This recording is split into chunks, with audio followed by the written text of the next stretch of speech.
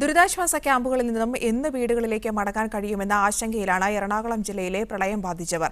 വീണ്ടും മഴ ശക്തമായതോടെ നിരവധി പേരാണ് ക്യാമ്പുകളിലേക്ക് എത്തിയത്. ഏലൂരിലെ ദുരിതാശ്വാസ ക്യാമ്പിൽ നിന്നും ശ്രീജിത്ത് ശ്രീകുമാരൻ തയ്യാറാക്കിയ റിപ്പോർട്ടിലേക്ക്.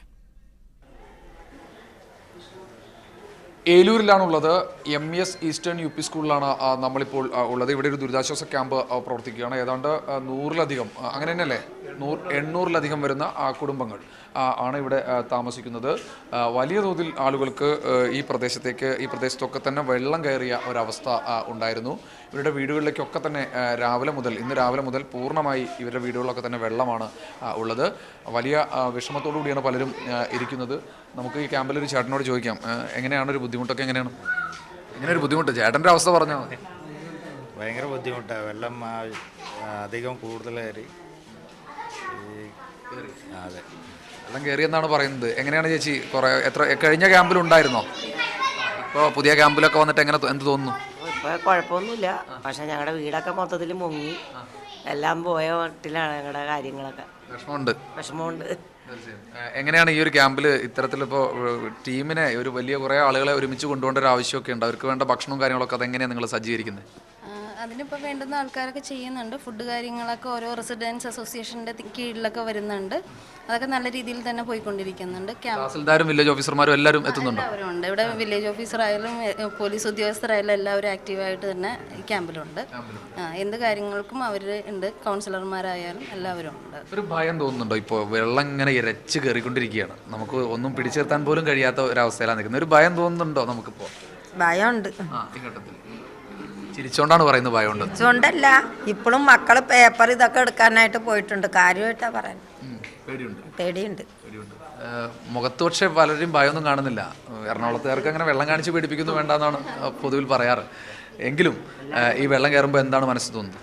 വെള്ളം കയറുമ്പോൾ ഇനിയുള്ള ദിവസങ്ങൾ എങ്ങനെ മുന്നോട്ട് പോകുമെന്നാണ്. കാരണം അത്ര കണ്ട് വെള്ളമുണ്ട്. കഴിഞ്ഞ പ്രാവശ്യം വന്ന മാതിരിയല്ല.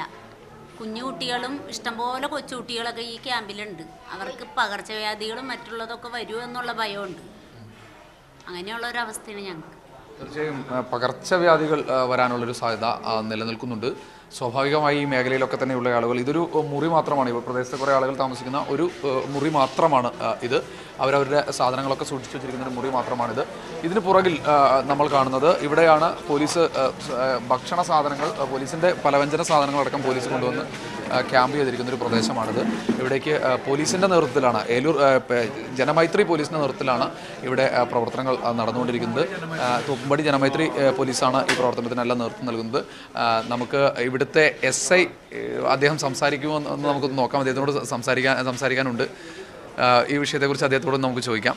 എങ്ങനെയാണ് സാർ ഈ ഒരു പ്രവർത്തനം? നിങ്ങളാണ് ഈ ഭക്ഷണ സാധനങ്ങൾ മുഴുവൻ കൊണ്ടുവന്ന് കൊടുക്കുന്നത്. എങ്ങനെയാണ് ഒരു പ്രവർത്തനം? ഇത് ജനമൈത്രി പോലീസുമായിട്ട് ബന്ധപ്പെട്ട് തോപ്പുംപടി ഭാഗത്തുള്ള ജനമൈത്രി പ്രവർത്തകർ പോലീസും കൂടെ സഹകരിച്ച സാധനങ്ങളാണ്. തോപ്പുംപടി ആ ഭാഗങ്ങളിൽ നിന്ന് സഹകരിച്ച സാധനങ്ങളാണ്. അത് ഇന്നിപ്പോൾ ഇവിടെ കൊണ്ടുവന്നതാണ്. ഇതിപ്പോൾ ഇവിടെ 15 ക്യാമ്പുകളാണ് നിലവിലുള്ളത്. ആ 15 ക്യാമ്പുകളിലേക്കും വീതിച്ചു കൊടുക്കാനാണ് തീരുമാനിച്ചിരിക്കുന്നത്. അതിപ്പം വീതിച്ചു കൊടുക്കുക. അപകടകരമായിട്ടുള്ളൊരു അവസ്ഥയാണ് നിലനിൽക്കുന്നത്. പെരിയാറിന് ക്രമാതീതമായി വെള്ളം ഉയർന്നുകൊണ്ടിരിക്കുകയാണ്. രാത്രി കാലങ്ങളിൽ ഏത് തരത്തിലുള്ള സജ്ജീകരണമാണ് പോലീസിന്റെ ഭാഗത്ത് നിന്ന് ഏർപ്പാട് ചെയ്തിരിക്കുന്നത്? പോലീസ് ഇപ്പം നിലവിൽ എല്ലാ ക്യാമ്പുകളിലും പോലീസ് ആളെ നിർത്തിയിട്ടുണ്ട്. അതുകൂടാതെ ശക്തമായ പെട്രോളിംഗ് ഉണ്ട്. 3 ജീപ്പുകളിലും ബൈക്കുകളിലുമായിട്ട് പെട്രോളിംഗ് നടത്തുന്നുണ്ട്. പിന്നെ എസ്കാലേറ്റ് സജ്ജീകരണം, പോലീസിൻ്റെ ഭാഗത്തു നിന്നുള്ള സജ്ജീകരണങ്ങളെല്ലാം തയ്യാറാക്കി നിർത്തിയിട്ടുണ്ട്. പിന്നെ ഫയർഫോഴ്സ്, ആർമിയുടെ ഭാഗങ്ങൾ ഇവിടെയുണ്ട്. ഏലൂർ ഭാഗത്ത് നിലയുറപ്പിച്ചിട്ടുണ്ട്. എന്ത് സാഹചര്യത്തെ നേരിടാൻ തയ്യാറാണ് പോലീസ്. തീർച്ചയായും ഏലൂർ മേഖലയിലെ പോലീസ് എന്ത് സാഹചര്യത്തെയും നേരിടാൻ തയ്യാറാണ് എന്നാണ് പറയുന്നത്. എന്തായാലും വലിയ പ്രശ്നങ്ങളൊന്നുമില്ലാതെ ഈ വെള്ളപ്പൊക്കക്കെടുതിയെ അതിജീവിക്കാൻ ആവശ്യമായ മുഴുവൻ സാധനങ്ങളും ജനങ്ങൾക്ക് നൽകുവാനാണ് ഏലൂർ പോലീസ് ഇപ്പോൾ ശ്രമിച്ചുകൊണ്ടിരിക്കുന്നത്.